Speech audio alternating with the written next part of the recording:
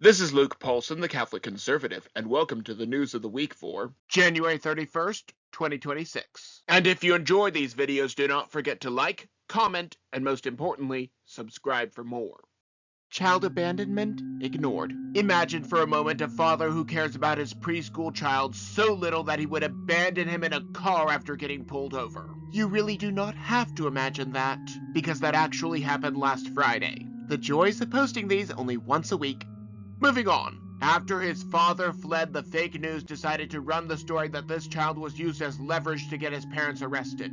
This is fake news that would lead to a defamation suit under any other conditions. Instead, an immigration and customs enforcement agent took the boy to McDonald's, while his co-workers tried to apprehend the father. The father was given a choice to have the boy deported with him, or they would find a home for him. Even the child's mother refused custody, according to the Department of Homeland Security, to the surprise of no one at all. This took place in Minneapolis. I am sure that similar incidents like this happen here in Texas every day. The difference is that we do not have a media ecosystem that is actively attacking law enforcement. The people up north are brainwashed into Trump derangement syndrome. And to be quite frank, the crime is irrelevant to these people. All that matters is that the criminal goes free. The protester who cried racist. There are a lot of things about this to protest regarding the illegals. However, I am sure that you have heard of the boy who cried wolf. Right now we have the protesters who cry racist and violent. As in the previous example, if you lie often enough, people will eventually stop believing you. Let us consider some of the dozens upon dozens of people who have been arrested, whom these protesters are protecting. Hovi Kume, a Laotian illegal who stole the innocence of children and refused to be registered as such. Samuel Arevio Hernandez, a Guatemalan illegal who committed similar crimes with a minor. Annabelle Gomez, a Honduran illegal who committed similar crimes as well as domestic assault and driving under the influence. I do not care what anyone has to say about Epstein when you are protecting these people. These three and countless others are being protected by these professionally trained protesters. And although some of those who stormed the church have been arrested, more and more people go out of their way to impede ICE, because just letting them do their job is too hard. Film from the sidewalk. When it comes to anyone protesting ICE, there are going to be conflicting stories. The same people who said that an ICE agent was not hit by a car, and the same people who said that ICE held a child to trap his parents, are the same people who say that a nurse was shot by ICE agents for no reason at all. These agitators cannot be trusted. They keep lying about everything that they see. It would be a lot easier to film from the sidewalk rather than approach these officers with a gun, holstered or not. Of note, he was not brandishing the weapon, but a shot was fired. I do know that every officer of the law knows that even a traffic stop can turn violent. Officers must be hyper aware of everything. Considering that these protesters throw rocks and dox these agents, the idea that one would shoot an agent is not just possible, it is inevitable. The agitator was probably told to back off multiple times or told to stand down. Unlike liberals, I do not revel in death. I wish that this man were still alive. However, he played a stupid game and won a stupid prize. Furthermore, if you look at the camps of these protesters, they are well-funded and well-stocked with supplies. Now, unlike normal protesters, these are not dissuaded by the bitter cold. Frozen land from global warming. There is a reason that the alarmists switched from global warming, something that will kill us all even if the models have never come to fruition, and never will, to climate change. Climate change, a definition so broad that it can describe any weather phenomenon. As we all know, the early scare was global cooling and a new ice age. The solution was to control emissions and pass taxes. Then, when temperatures did not fall, it became global warming. Then, when temperatures did not rise, it became climate change. This past weekend and going into this week, we had a major freeze. I can only hope that it killed off all of the little bugs so that we will not have to deal with them in the summer. Either way, we are told that man's interference is causing the weather to go wonky. However, that neither explains the medieval warming period nor the end of the last ice age. Both of these predated the Industrial Revolution. If it can describe any weather phenomenon, climate change can be used to justify any course of action, and has been used to justify a lot of things, such as unconstitutional international agreements. However, President Trump is working to end many of these.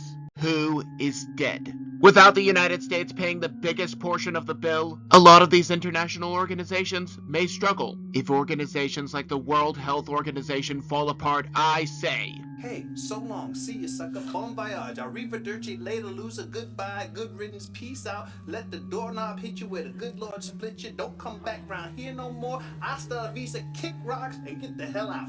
78 years is longer than most people in this country have even been alive. Now, thanks to President Trump, after 78 years, we are leaving the corrupt organization. Reportedly, we still owe them money, but they will just be stiffed, and for once I do not care about paying what is owed. It is a criminal organization that forces the United States to use its resources to help people other than Americans.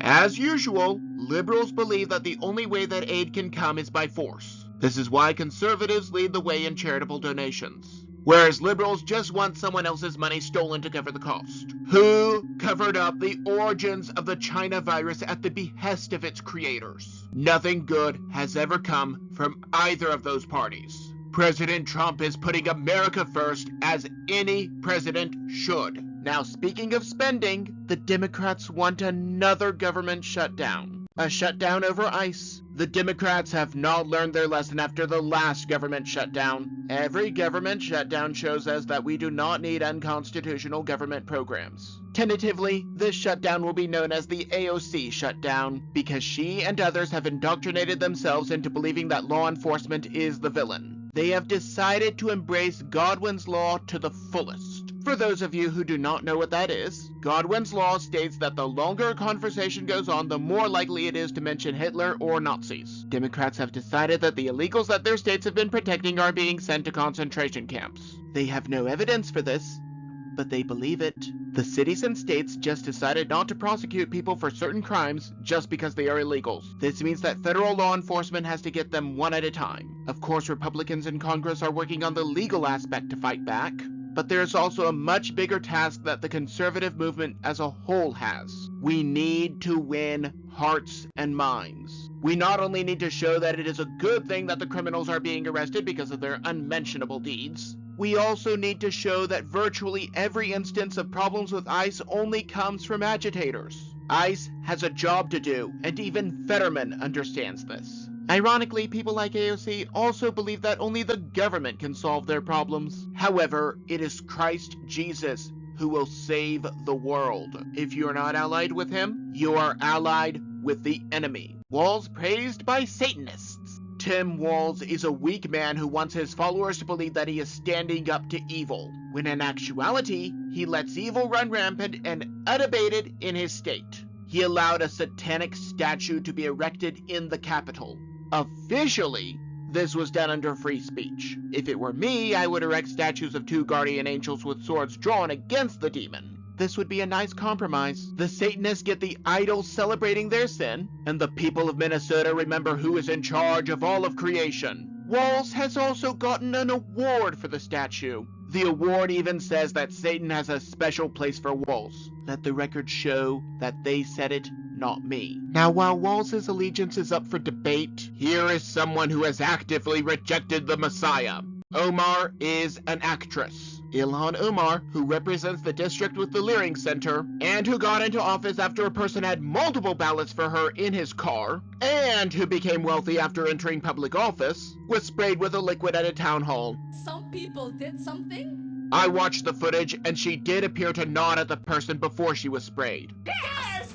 Not only did she keep going and deny medical attention, after all, it could have been very dangerous. Yes!